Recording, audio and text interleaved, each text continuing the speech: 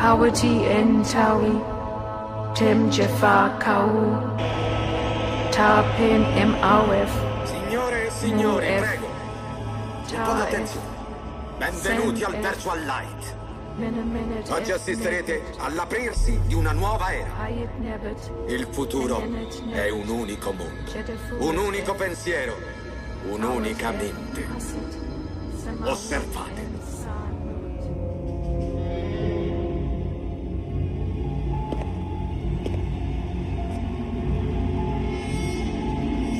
Il futuro è adesso.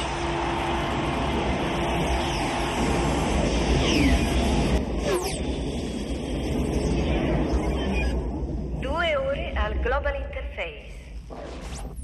Dammi accesso a tutti i conto correnti bancari. Spiacente. Il suo conto risulta scoperto. Cosa? Questa carta di credito. No, aspetta, ma che fa? Distributori automatici.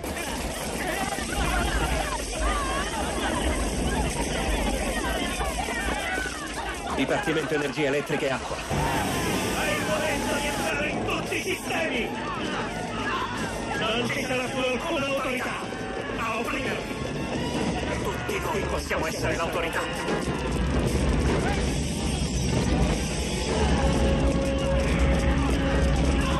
Immergetevi nel nuovo ordine mondiale! Immergetevi nel nuovo ordine mondiale! Immergetevi nel nuovo ordine mondiale! Immergetevi nel nuovo ordine mondiale!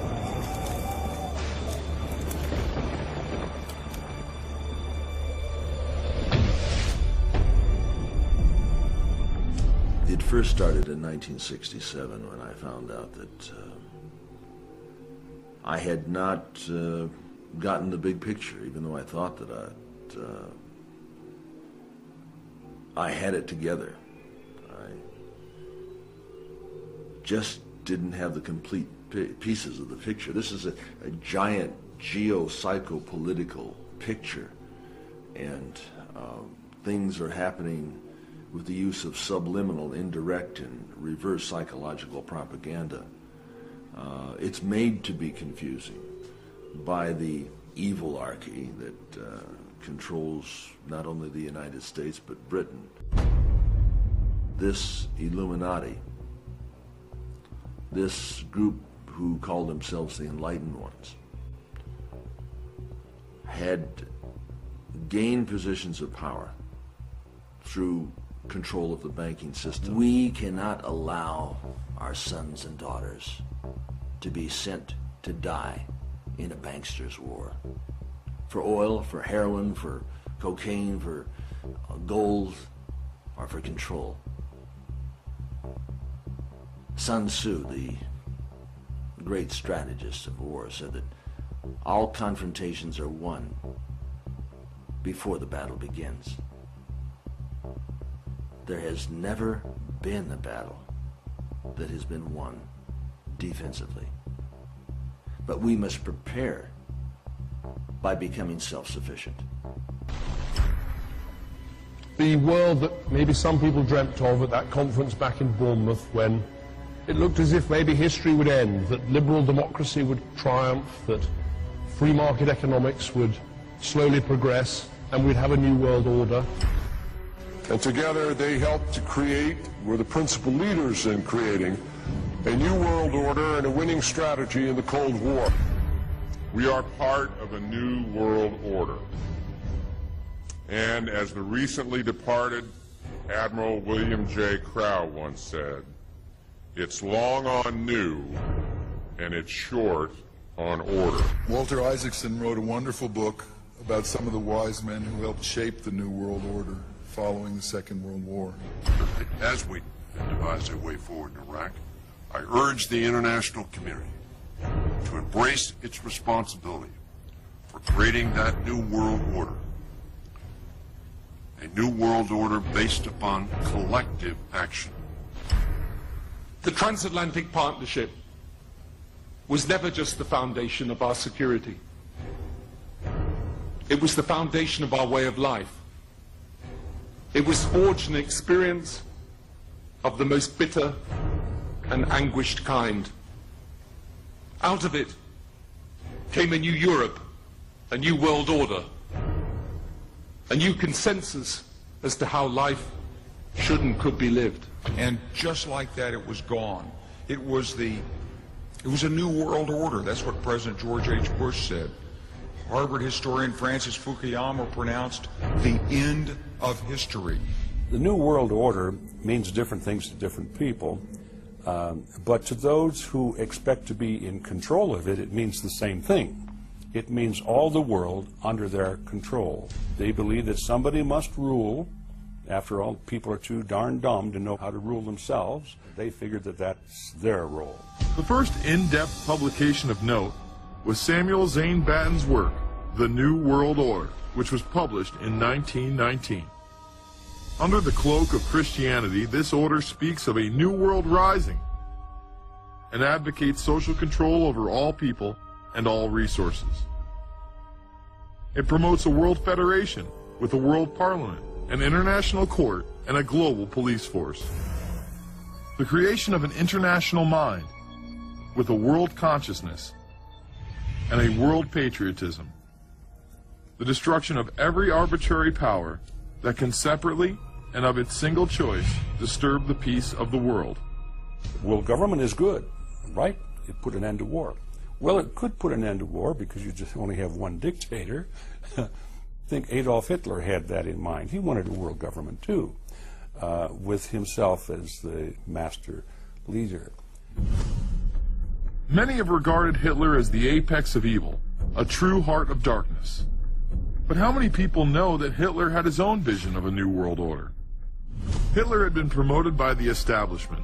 He graced the cover of Time magazine many times and was their Man of the Year twice. His vision was simple: unify Europe and then the world. The only real difference was that his order was racially motivated, instead of being based solely on religion. He even wrote a lesser-known follow-up to Mein Kampf in 1928 that many have dubbed My Order, or New World Order. President Roosevelt would condemn this order prior to World War II.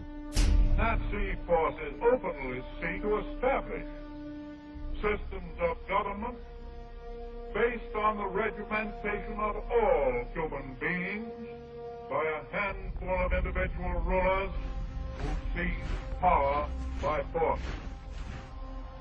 Yes, these men and their hypnotized followers call this a new order. It is not new, and it is not order.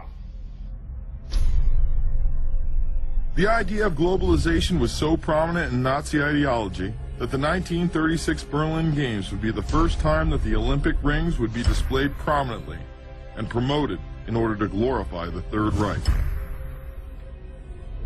This symbol represents the 5 major regions of the world: Africa, America, Asia, Europe, and Oceania, interlocking and coming together as one. This one-world philosophy still defines the Olympic Games today.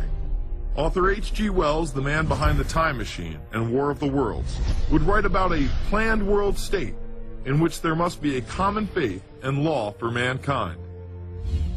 In 1939, he would publish a full book on the matter called The New World Order. Wells again has a similar vision, stating that national individualism has to go and that sovereign states must end. He then goes on to write, in the great struggle to evoke westernized world socialism, contemporary governments may vanish. Perhaps his most chilling prediction is that countless people will hate the New World Order, be rendered unhappy by frustration and their passions and ambitions through its advent, and will die protesting against it. Many of them quite gallant and graceful-looking people. Other men of prominence would also promote a New World Order during the 1960s, including industrialist and former New York Governor Nelson Rockefeller. These are some of the reasons pressing us to lead vigorously towards the true building of a New World Order. Rockefeller would also become vice president under Gerald Ford. Religious leader Pope Paul VI, delegates to international organizations, public officials, gentlemen of the press, teachers and educators, All of you must realize that you have your part to play in the construction of a new world order.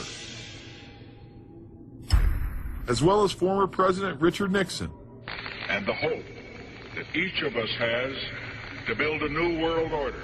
However, Nixon was largely a mouthpiece for his most dominant advisor, Secretary of State Henry Kissinger. Kissinger may be the most vocal proponent for a new world order of his era. He has called for it time and time again, in policy papers, meetings, and interviews. Time magazine recognized both Nixon and Kissinger as Men of the Year after announcing their new world order in China. However, they were working on it long before. In these once classified documents, they both discussed the new order with the president of Indonesia. Mainstream media was even critical of Kissinger's vision in the early 70s.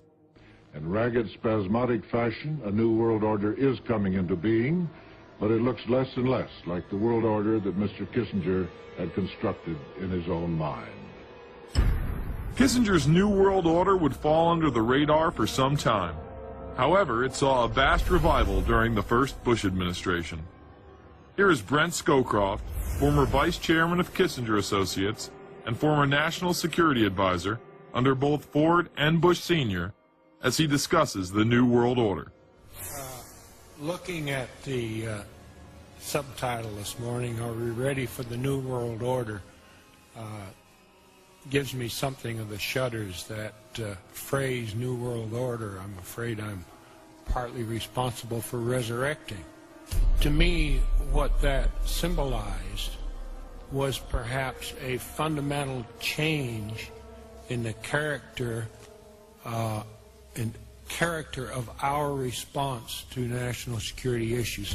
Here, Charlie Rose asked Scowcroft, Kissinger, and former national security advisor Zbigniew Brzezinski if we are living in a new world order. Where are we as we think about this time in American foreign policy? Are we at a special moment which is being redefined? Or are we creating a new world order? We're at a moment when the international system is in a period of change like we haven't seen for several hundred years. In some parts of the world, the nation state on which the existing international system was based is either giving up its traditional aspects, like in Europe, or as in the Middle East. George H.W. Bush would campaign for a new world order like no other president before him. He would openly discuss it during his State of the Union address. What is at stake is more than one small country. It is a big idea, a new world order, where diverse nations are drawn together in common cause to achieve the universal aspirations of mankind. Again, a unified Europe was a major goal in creating this order.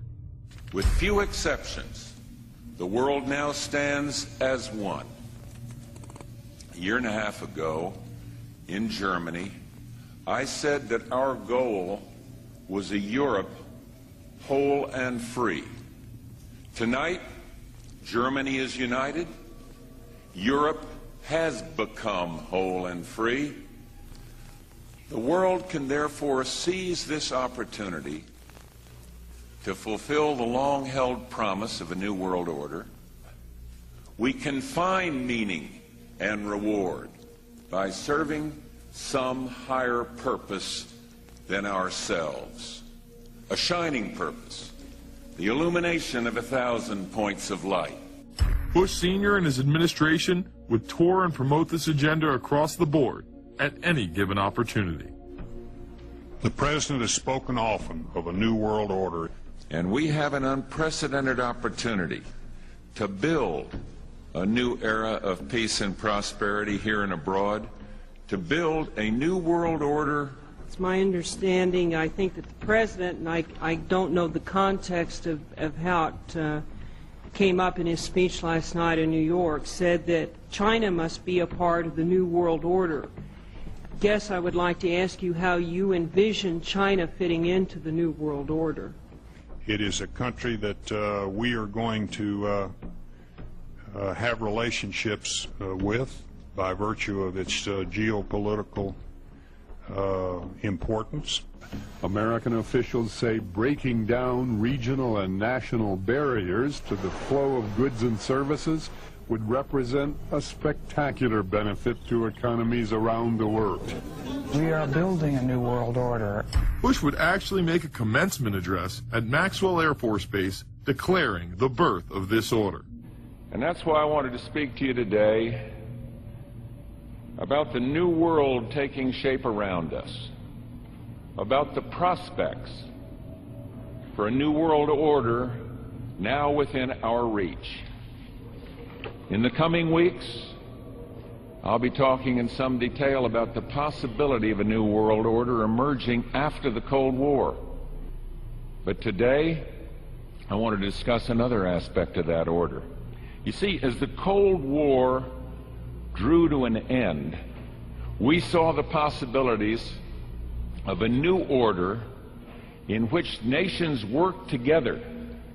It refers to new ways of working with other nations to deter aggression and to achieve stability. As old threats recede, new threats emerge. The quest for the new world order is in part a challenge to keep the dangers of disorder at bay. We must build on the successes of Desert Storm to give new shape and momentum to this new world order. Only when this transformation is complete will we be able to take full measure of the opportunities presented by this new and evolving world order. The New World Order really is a tool for addressing a new world of possibilities. This order gains its mission and shape not just from shared interests, but from shared ideals.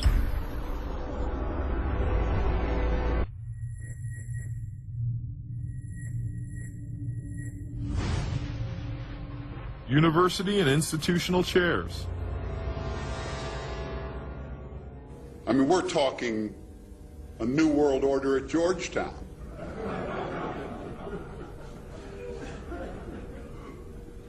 And we'd like to be very much a part of it and continue to live. This is a world that is likely to be dominated in the near future, and perhaps longer, by the Gulf War and the New World Order, which is the buzzword of the moment. So the secret of a new world order, and at this point it's just a slogan, but it does have some historical background in terms that orders have succeeded each other over time. The secret of this is to learn how to use coalitions. We are effective in the United Nations. Some people have called it the New World Disorder, and there's a lot of truth to that. I find the term New World Order very revolting, and just not only historically but politically today. I think Harding is absolutely right, and the actions of the administration just after enunciation of the New World Order put the lie to the fact there is any real substance behind what they say as New World Order. The first act of the New World Order was A, to make war, and then B, was to sell arms all over again. Is there a New World Order? We know certainly that George Bush has copyrighted the term at this point. In the aftermath of this war, though, is it an empty vessel into which something will be poured? Is it the appropriate term to use? Is it going to be a New World Order, or will disorder be just as significant in this process as we look ahead? Let's start with Madeleine. I think that we have, in fact, kind of had this term thrown at us, and many of us have not liked it, partially because of the previous historical connotation, and partially because I think it doesn't really deal with the way the world ought to be or is at the moment. But we are far from seeing a world order, and I'm not sure that it is in best U.S. interest to have a new world order in which we are the policeman. While many began to become critical of this order, the term began to evaporate into the background. We are very, very skeptical of an international order if we are not sure how the rules will be made, because thus far the international order has been made with rules that we had no input into and that affect us, and even when on the few occasions when the rules will seem to favor us, then they get changed. A unipolar world, a world of one superpower, may be quite dangerous for us. A new world order under the United Nations would mean, among other things, an end to our God-given rights given us and secured by the Constitution. The New World Order, which now has been called by some the New World Disorder, and by some people on the more liberal persuasion, the taking over of the world by the Council on Foreign Relations, the Trilateral Commission, and the UN to put us all in slavery. Now, why is that important? It's important because the avowed purpose of the Council on Foreign Relations is to create a new world order, a global government based on the model of collectivism. And that includes the elimination of the United States as a sovereign nation. That's why it's important. The people running this country are determined to destroy it. The Council was heavily criticized during the 1980s for being an organization hell-bent on destroying national sovereignty in favor of a world government. So many of its members hid their association with the organization. Dick Cheney had this to say in response to a question by David Rockefeller, who became the CFR's youngest director in 1949 and was chairman of the board from 1970 to 1985. He remains an honorary chairman to this day. It's good to be back at the Council on Foreign Relations. As Pete mentioned, I've been a member for a long time and was actually a director for some period of time. I never mentioned that when I was campaigning for re-election back home in Wyoming. Now, you are the president of the Council on Foreign Relations, all right? You guys toy with countries of the world like toys, don't you? You're like the Illuminati, you're the Masons, you control everything, don't you? That's the rap on you guys. What's so interesting now, though, is who's on the chessboard. The toys, if you will, are a lot more than states. Notice that Mr. Haas does not deny that the CFR has massive control over the geopolitical arena, and instead tries to focus on the separate entities outside of nation-states. Members of the Anglo-American Illuminati network also share the same philosophy.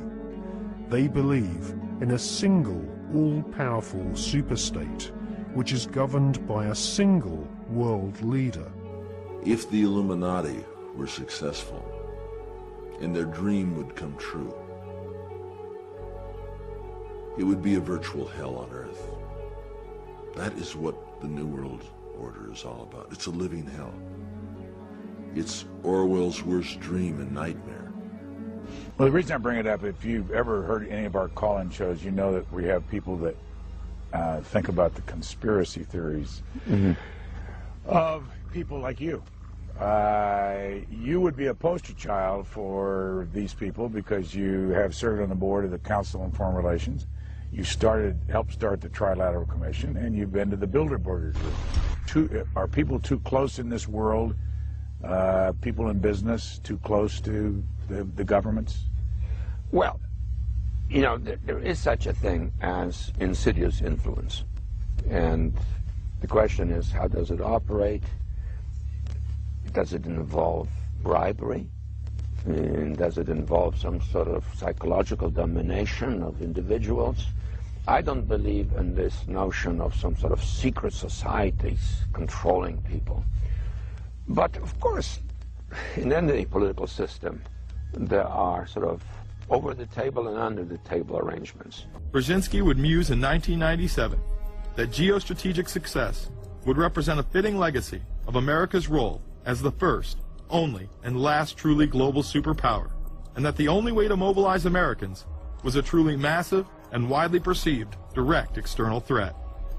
In September of 2000, a neoconservative think tank called the Project for a New American Century echoed Brzezinski's statements. saying the United States is the world's only superpower, combining preeminent military power, global technological leadership, and the world's largest economy. An engine for New World Order ideals, members of PNAC included Dick Cheney, Donald Rumsfeld, Jeb Bush, Scooter Libby, William Kristol, and Paul Wolfowitz. Describing the difficulty in projecting force, they write the process of transformation is likely to be a long one, absent some catastrophic and catalyzing event, like a new Pearl Harbor. You have these private groups that are run and created by the elite, by the ultra-rich, wealthy families that have been manipulating global markets from behind the scenes for generations. They create these private groups that then feed information to the government, to senators, to congressmen, their recommendations, their policy papers, what they think should happen. And it's fascinating because if you actually read what it is that they're doing, the recommendations that they make, they're very able to get them put in place. Discussions that are going on in these private groups are really talks that should be going on in Senate committees and in the halls of Congress, but they're happening with these ultra-elite groups that are then pushing their propaganda into the political mainstream, and then it's becoming enacted, it's becoming put into law. Still not convinced the CFR is promoting a new world order? Listen to what Leslie Gelb had to say upon leaving the New York Times to chair the organization as its president in 1993. I loved it. Doing a column is a great job. I'm going to an equally great but different job, and in a way a job that caps everything I've been doing in my life, in government and academia and in journalism. I think that's what the Council on Foreign Relations will allow me to do. Well, you know, for example, you had me and 3 or 4 other folks on this show a few months ago to talk about the New World Order, right? Exactly. Right? Bob I talk about it, Right. exactly. I talk about it all the time. New World Order wants a global system where one small central authority of individuals can then dictate a policy that's going to be distributed down to the rest of the world, everywhere, in the smallest little town in the middle of nowhere in some remote country. The United Nations is one of the most well-known sort of globalization attempts. Its primary goal is to streamline all the governments of the world, to create a global council and to unify all the rules and all the regulations for the world. So it's essentially the precursor and an engine of this new world order. The United Nations is made up of all of the countries of the world, most of which are dictatorships of one kind or another. And you don't take a bunch of dictatorships and put them into a bag and shake it up and come out with a freedom-loving governmental unit. You come out with a global dictatorship. This was the public face of global governance. However, many other organizations have been birthed since. One of the things that the elitists discussed back at the turn of the century when they were talking about how do you convert the United States into a collectivist system was the fact that you can't do it quickly. You have to let people get used to it incrementally, because any major change would be rejected. The 1957 Conference of Rome, where the Common Market Treaty, providing for free trade in all products, was at last signed. 6 nations, France, Germany, Italy, Belgium, Holland, and Luxembourg, agreed to remove all mutual barriers to trade within 12 to 15 years. The embryo of a political union which they proclaimed to be their ultimate. What's interesting and dangerous about the New World Order is that it's not a natural progressing idea. It's just not civilization naturally evolving and organizing into this system. It's the group of extremely powerful people that are manipulating the system to get it to this status from behind the scenes without anybody's knowledge. You have to ask yourself, if there isn't an agenda going on to keep those organizations quiet and to keep them out of the news, to keep the discussions about them behind closed doors, then why is it that these supposed experts on the left and on the right never talk about them? After 1989, President Bush said, and it's a phrase that I often use myself, that we needed a new world order. Through multinational corporations, global intelligence networks, out-of-control banksters, all under the veil of national security and black operations, the global elite have consolidated power on a massive scale over the last several decades. You see, global corporations not only fund and develop large technological and military projects here and abroad, they also own the consumer industry and production, as well as all of the important media. By owning the vast majority of what we hear and see on a daily basis, we have been manipulated on a mass scale as to regards to what we believe and desire, both socially and politically. Edward Bernays, the nephew of world-famous psychoanalyst Sigmund Freud, would study group dynamics and become the father of public relations. He authored the book Propaganda in 1928. In it, he described how to intelligently and consciously manipulate the habits and opinions of the masses within a democratic society. He went on to state that those who harness this unseen mechanism of society constitute an invisible government and are the true ruling power. It is they who pull the wires which control the public mind, who harness old social forces and contrive new ways to bind and guide the world. The average American is distracted, mindless, worried about minuscule things, celebrities, as if it was their own family members. And this is by design, because the powers that be, who own the media, know how our brains work. They know scientifically how the human mind functions. They know about sociology, and they are using the media, and have used the media for decades now, to entertain people with issues that don't really matter.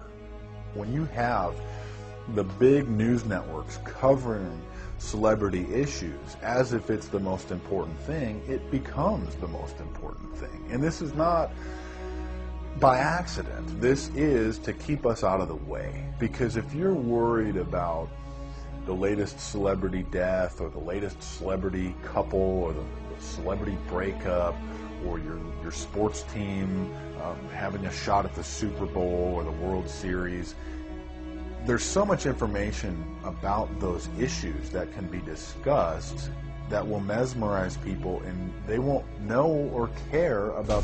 Bernays successfully identified the invisible empire which controlled the minds of men. So as the populace is mesmerized and hypnotized by powerful behind-the-scenes forces, as they are distracted by the latest celebrity scandal, the newest cell phone, and their favorite sports team, this network disguises itself, remaining in the shadows. Despite the elite utilizing Bernays' methods, in conjunction with the military-industrial complex they had erected, a modern arm of this organization was exposed in what came to be known as the Iran-Contra scandal. But how do they bend the population's will to do their bidding? Well, the false flag operation is one in which the attacker carries the flag of someone else. It's usually a military operation, and the purpose, of course, is to create the impression that the attacker is someone else. They want to create negative public opinion against the nation whose flag was being used. Or they may even not use a flag at all. This sort of thing is done all the time, and it's certainly not unique in history. I think we've been seeing a lot of it lately. Americans are easily motivated by false flag operations, and I think it's inevitable that we will see false flag operations in the near future. It is used in order to seize power at an accelerated pace. The government has lied about 9/11 repeatedly and used it to dominate the Middle East, while creating an evolving police state here, encroaching on civil liberties at home. And of course, building a new world order. There is a chance for the President of the United States to use this disaster to carry out what his father, a phrase his father used, I think, only once, and hasn't been used since, and that is a new world order. We know now that September 11th of 2001 was the beginning of what we might call a new world order. The new world order that this president's father talked about with such great enthusiasm seems to be high on the agenda of this administration. Under the second Bush administration, massive amounts of civil liberties were openly and brazenly taken away following 9/11. The passage of the Patriot Acts, the Military Commissions Act, and other horrifying anti-constitutional legislation was enabled by the incredible amount of fear generated by the media, all in the name of keeping us safe here at home. In that fashion, it's possible for people to get used to this process and even to think it's a good thing. People will accept the gradual growth of government, the gradual loss of their purchasing power. They'll accept almost anything if it's done gradually, and we have to be very alert to that. They have allowed the Federal Reserve and IMF to consolidate power by taking control of the Securities and Exchange Commission, as well as issuing a global currency instead of the dollar, disguised as a special drawing rights unit. This aspect of the New World Order was announced at the G20 in April of 2009. There is a big thing that's going to happen in London at this G20, and then they're hiding it, they're camouflaging it, they're not talking about it. Coordination of international regulation. What they are going to do is to put our Fed and our SEC under the control, in effect, of the IMF. The New World Order, that's what they're planning in there, is to undermine the U.S. currency, and it's just really sad. What it really is putting the American economy under international regulation. Yeah. And those people who have been yelling, oh, the UN's going to take over global conspiracy theorists. They've been crazy, but now they're right. There's 20 or whatever people in the G20, say there's 20 ministers, thousands of us, and we can't get our voices heard. When Geithner said he would be open to the idea of a global currency last week, yeah. Those conspiracy people had said and suggested that for years. Right. You're not wrong. Cash is becoming weeded out. Cash will most likely be eliminated or extremely difficult to use in many situations, so that you'll have to use the global currency or the electronic currency. Even though a physical global currency is yet to exist, groups such as BRIC are openly promoting a new reserve currency, which is a conglomerate of Brazil, Russia, Indonesia, and China. Living in the New World Order, when it's close to completion, for the average citizen, for people like you and me, is going to be essentially slavery. We're never going to be able to get ahead. We're never going to be able to amass enough wealth, essentially to retire or to do what we want to do in life. We're going to constantly be working for the man. They're creating essentially a two-class system. So it's going to be an inner ruling elite and then everyone else. And I got news for you. You're everyone else. The New World Order that is currently being built revolves around creating a global technopoly ruled by the elite, in which they dominate and control a severely reduced populace, which they treat as their pets. In the New World Order, the people are the enemy. As technology is developed, separate parts of their command and control system are beta tested around the world. Here at home, Boy Scouts are being trained to take on returning veterans and disarm domestic extremists, while national programs such as City Year are training young people to serve the government. I am change. I am fierce. In the United Kingdom, it has been established there are over 4 million CCTV cameras. That is around 1 camera for every 14 citizens. Their purpose is not to solve crime, as it takes 1,000 CCTV cameras to solve just one crime. It is to create a tattletale society in which everyone is under constant surveillance by the state and those around them. The company Internet Eyes is now paying people to log on to the internet and watch CCTV cameras in real time as they turn in criminals for cash. Families deemed by the state to be unfit in England have now been put under 24-hour CCTV supervision in their homes. This program has plans for 20,000 families in England, which is to double in the next 2 years.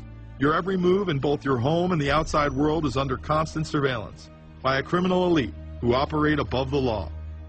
As we are constantly under the microscope, their activities remain in the shadows. Obama extended diplomatic immunity to Interpol with Executive Order 12,425. further empowering criminal behavior within our own government. In the Middle East, endless wars will continue.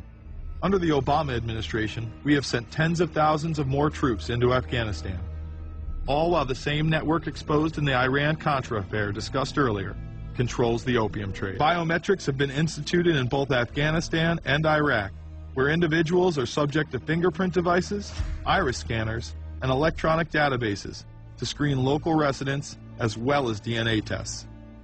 This includes anyone within the populace of a combat zone. Someone has to go out there with the biometric registration equipment, take your iris scans, take your scans and get you registered in the system like that. As scary and tyrannical as these systems seem to be, none may be as dangerous as the implantable RFID microchip. Through various pretenses, including terror, security, and entertainment, the chip has been promoted and integrated into society. In 2001, following the 9/11 terrorist attacks, the Jacobs family became the first family to be injected with microchips in front of a live television audience. We have a Florida family who are really pioneers in a brave new world. They have volunteered to be the first ever to have microchip identification devices implanted into their body. After 9/11, I was really concerned with the security of my family. In 2004, the FDA approved the use of RFID technology. However, studies dating back to the 1990s show that the implantable microchip has been linked to cancer in animals. But this has not slowed the agenda of control. In Barcelona, trendies get chips in order to receive VIP status at the exclusive Baja nightclub. A simple swipe of the arm gets them in without a line, and it pays for their drinks, too. The Mexican government also chipped employees for security measures in 2004. We were interested today to hear that more than 100 law enforcement officials in Mexico are having microchips implanted in their arms. The chips allow a person to be scanned, sort of like a cereal box at the supermarket checkout. Mexico's Attorney General and 160 of his deputies have had microchips implanted in their arms. It is to provide access, said the Attorney General, to the right people in exclusive areas. Today, aside from being promoted as a device that can save your life by storing all of your medical information in it, it is being promoted as the next generation tool for video gaming. Sega developer Yu Suzuki plans on developing gaming technology using implantable RFIDs. He states, people that have some sort of chips in their bodies, to be able to keep track of vital signs. So it doesn't have to be a scary thing, but you could put a sensor here, you know, a bit like the Matrix, as he points to his arm. It's not really something only in the future. Some people already have them, chips in their bodies. Suzuki is correct. It has never been easier to order a microchip online and implant it under your skin. Microchips implanted in your hand, arm, or shoulder is just the beginning. Some have already taken implantable brain chips that may enable the blind to see again, the deaf to hear, and much, much more, including the ability to download information directly into the brain and instantly communicate with anyone in the world, creating a worldwide mind. It's very interesting that the way that the New World Order is going is moving towards a system that is identical to that, whether it's going to be an implantable microchip, an RFID, a thumb scan, whether it's going to be in some sort of a tattoo. Imagine a planet where every human being is required to be chipped at birth. This would be the final tool implemented in a command and control world government system in which the elite rule the masses with total control of their lives. The New World Order will stop at nothing to achieve planetary dominance, whether it be assassination, wars based on lies, and even a phony environmental movement. So it should come as no surprise that they have been tracking, tracing, and databasing our lives for years. Many people are aware that the Bush administration engaged in warrantless wiretaps on American citizens. What they don't understand is that it has come out in court that all the major telecommunications companies have been secretly storing every piece of data received from our phones and our computers and handing them over to the National Security Agency. You heard about the government secretly listening in on phone conversations without a warrant, but there is evidence that your email is also being tapped. The government has been intercepting most emails as part of its terrorist surveillance program. That program has been criticized as illegal because it's missing an important ingredient: search warrants. Several years ago, Klein says he came to suspect that AT&T had installed secret computer gear designed to spy on internet traffic at the request of the National Security Agency. This is just a small part of the picture, as AT&T was not the only company involved and emails were not the only issue. The NSA was installing Norris Insight systems, which are capable of monitoring billions of bits of internet traffic per second. It was also able to monitor any calls trafficked through its system, all websites visited, all instant messaging, and separate types of transaction records.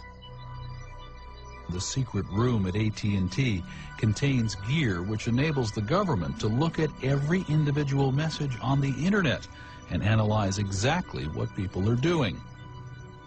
Here's another document. It mentions a company called Narus. Narus makes computer software that can swallow and analyze 10 gigabytes of information every second.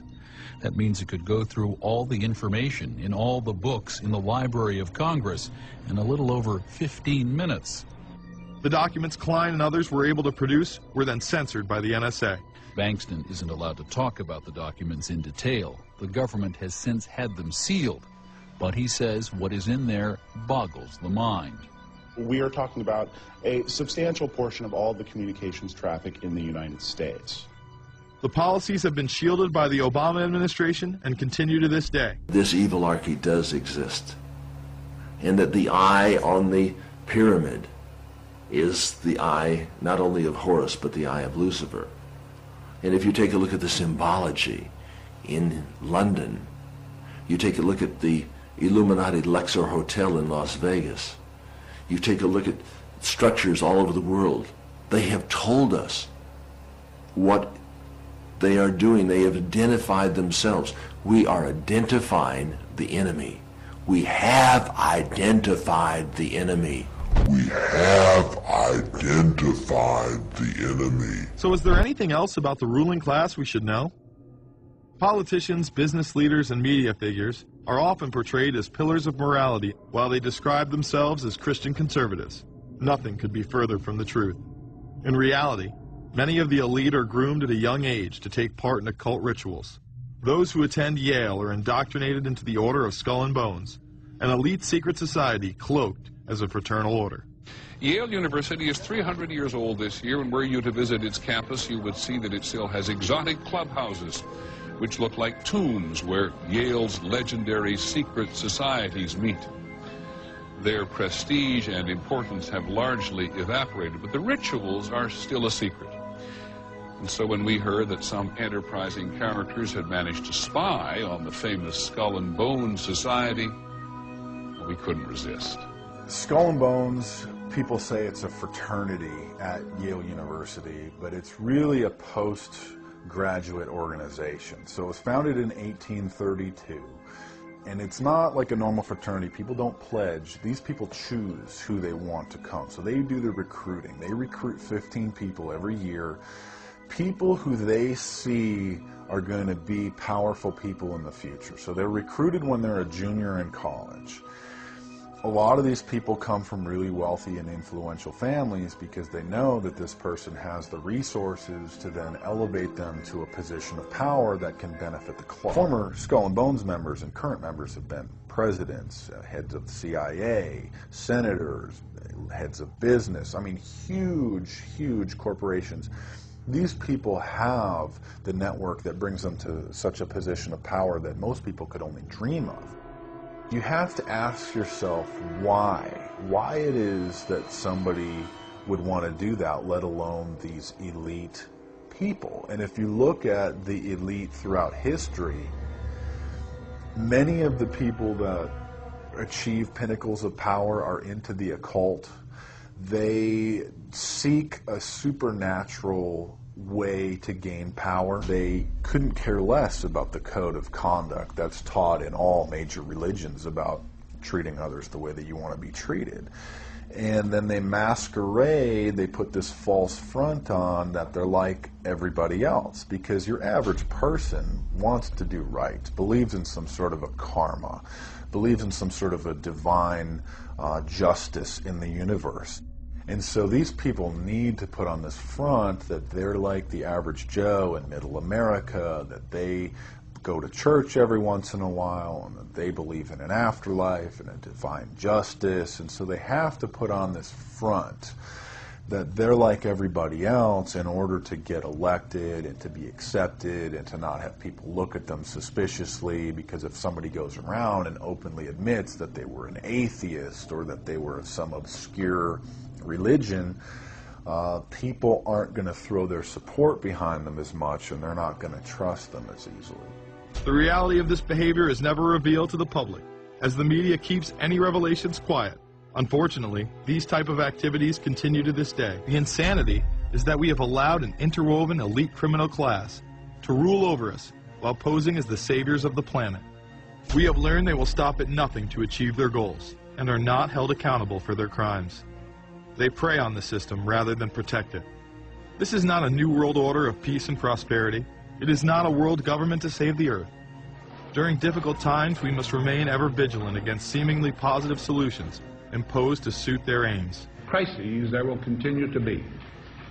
In meeting them, whether foreign or domestic, great or small, there is a recurring temptation to feel that some spectacular and costly action could become the miraculous solution to all current difficulties. We are threatened by a superclass that control the flow of information and hide technology from the public.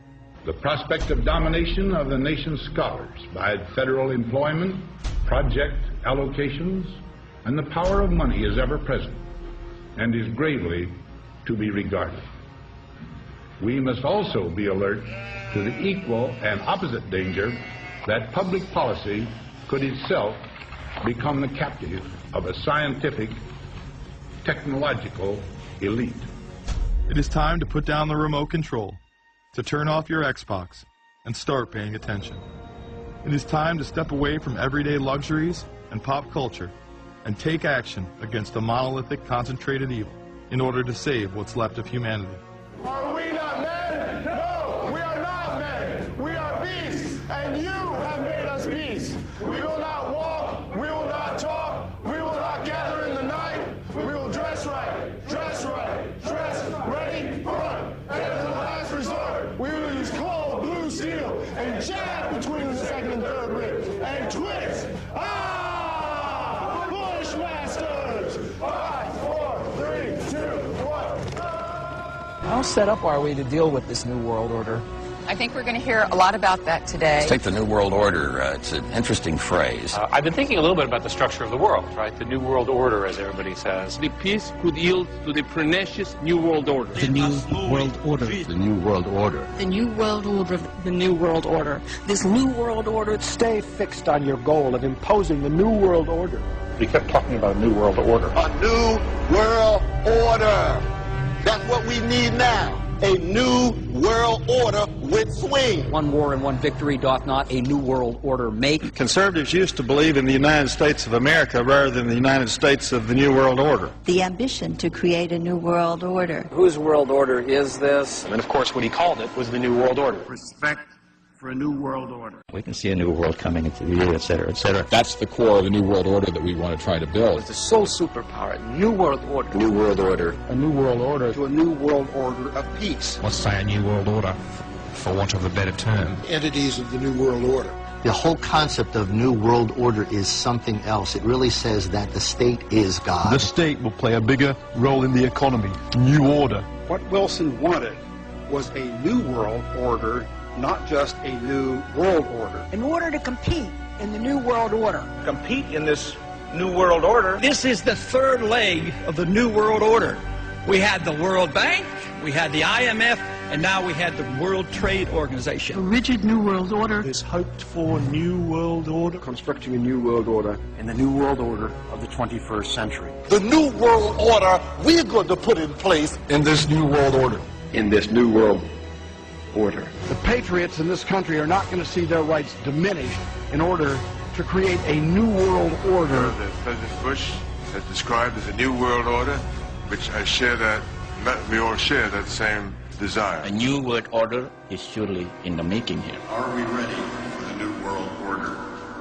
It's a timely and often controversial question. You don't hear a politician speak the way you do in America. It's about the future of Europe and a new world order. Mr. President, thank you so much, and I hope to have you again, and I hope to see you again.